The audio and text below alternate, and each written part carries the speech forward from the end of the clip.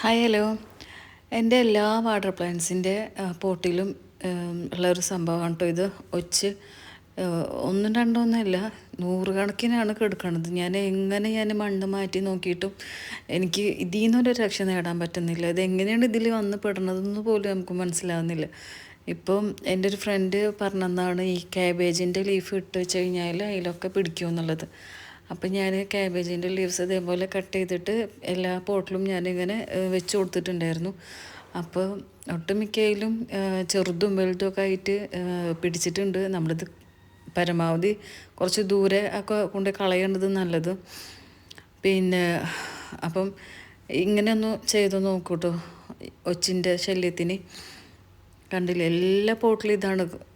NPK ഇട്ടിട്ട് നമ്മൾ വളമിട്ട് കൊടുത്തിട്ട് നന്നായിട്ട് അത് ലീഫൊക്കെ വളർന്ന് ഇതായി കഴിഞ്ഞ് കഴിഞ്ഞാലും ഇത് പെട്ടെന്ന് നശിച്ചു പോകും, ഈ ഒരു ജീവി ഉള്ളത് കാരണം.